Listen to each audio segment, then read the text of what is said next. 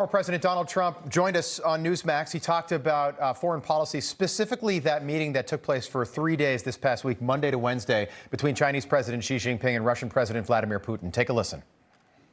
I thought one of the most embarrassing things to happen to our country, other than Afghanistan, which will be one for hopefully a long period of time as opposed to something else taking its place. But I thought the scene in Moscow yesterday where Putin and Xi are talking, and they're talking about how it is a big reset like there hasn't been in 100 years.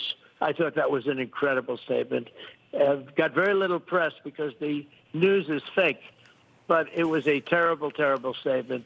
Yeah, and you could make the argument that the reset has already begun. Joining us now, former White House advisor for the Trump administration, Sebastian Gorka, with us. Dr. Gorka, great to see you. According to Politico right now, Vladimir Putin says that Russia will deploy tactical nuclear weapons in Belarus, this according to somebody at the Kremlin.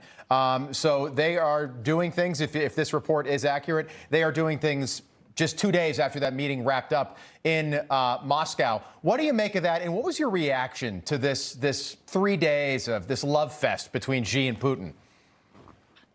Disastrous. I mean, why is it that for 4 years Putin behaved himself when we were in the White House? No nations were invaded. Ukraine was safe. And then Biden comes in.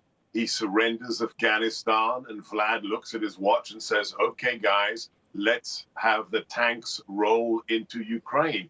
When we were in the White House, I stole a phrase from the Marine Corps, and I used it liberally when I was representing the policies of my former boss. And that phrase, that motto is, no better friend, no worse enemy. When we were in the White House, we had American leadership at the forefront.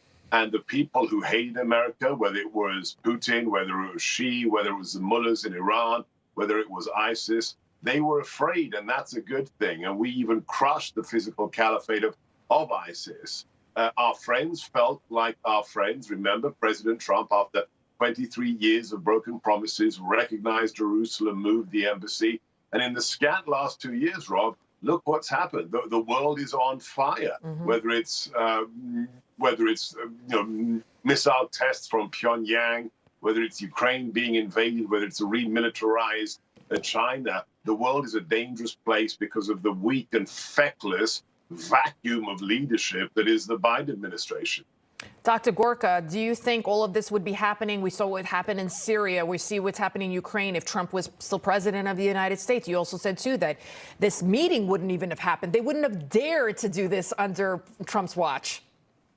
Yeah, I always, chuckle when anybody asks me, well, what would your boss do now with regards to Ukraine and what, that former KGB colonel, that murderous thug Putin is doing? And I have to chuckle. I have to say nothing, because it wouldn't have happened. The idea that Russia would have invaded another country, would be bombing maternity wards in Ukraine, it never would have happened. No, it didn't happen. It didn't happen. No. None of this happened during the 4 Trump years. This did not happen. Dr. Gorka, about 15 seconds. Yeah.